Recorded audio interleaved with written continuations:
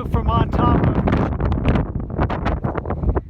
So we climbed the amazing and very sacred Big Chief Mountain. There's no trail, and as you can see, it's very, very steep. So it was quite an adventure.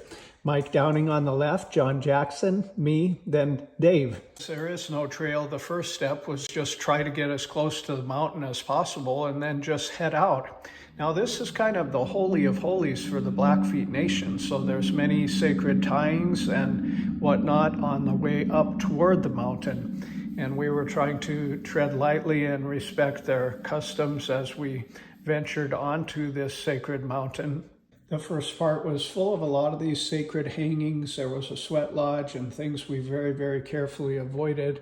And then we got up into kind of this foothill area where I kind of expected to see a wolverine or something come flying across one of those mountain plateaus. Then we got into these really, really big rocks.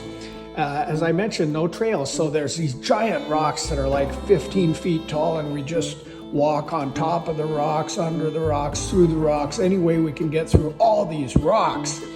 And it was pretty laborious, but we finally kind of broke out to the other side of all these giant rocks and began seeing the back of the mountain. Now I had my chips. I had a full bag of chips that were really popular going up the mountain. And we just kept working our way up this beautiful, amazing, sacred mountain. Now, I think we were all pretty tuckered out after finally working our way through that amazing boulder field. So we took a stop here and just were kind of relaxing. And I was telling some of my famous girl stories, and John was telling his famous tall tales that we didn't know whether to believe or not about his hunting exploits. And then we began to head up this big shale face that you see behind us. It was just a bunch of rocks, basically, that we had to climb up. And Mike and I kind of headed up first. He's in great shape, and I keep in pretty good shape. So we headed up to the top of that shale face and kind of sat down. And eventually John and Dave got up there too. And man, the view even from there was really pretty spectacular. Because this is in beautiful Glacier National Park on the east side, and man, the drop-off was pretty crazy because as you can see from the front, it's just a straight cliff down it. We just kept working our way toward the summit, and I found a cool thing. It looked like a throne. Here's the king in his castle.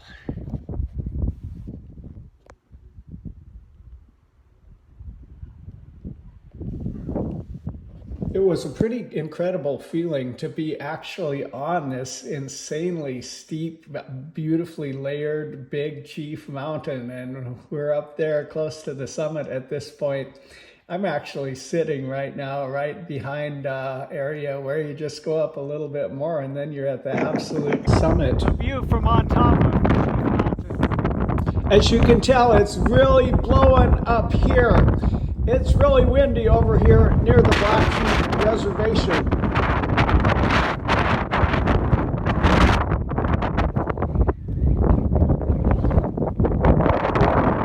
Mike on the left, we're homeboys from the same canyon area that we call Up the Line, and Mike is just an incredibly powerful individual. I don't think anyone's ever seen him getting beat in arm wrestling, and he's made quite a bit of money at that sport. At one time, him and his brother Jim bested like 5 cops, and we were all pretty wild party animals. And then Mike found a change of heart through Christ as well, and I had a bad reputation, and I came to Christ in a gang-style fight. And then my buddy John here, that's just a heck of a lot of fun. He was down in California just having a wild ride and doing and selling drugs and getting in trouble with the law. And somehow the law stopped him and he ended up bolting off to the side. He was extremely fast. He runs like a 4.5. And he ended up bolting into this trailer court somehow and with a bunch of cops chasing him. And he somehow managed to get underneath this trailer while the search ensued. And finally, they gave up the search and he was able to get out of there. And he thought, man, I think I'm going to go to Montana. I need to straighten out my life. So he came to Montana and he actually came to Christ also. And so it was great having a friend like that we were cut from the same crazy type mold, but now we were serving God and doing life a little bit differently. Some of you might wonder why in my channel there's these edgy, fun, man's man type of world stuff, and then there's also a devotion to Christ. Well, I guess it's just who we are and the life lifestyle we lived and the good changes we've enjoyed in Christ.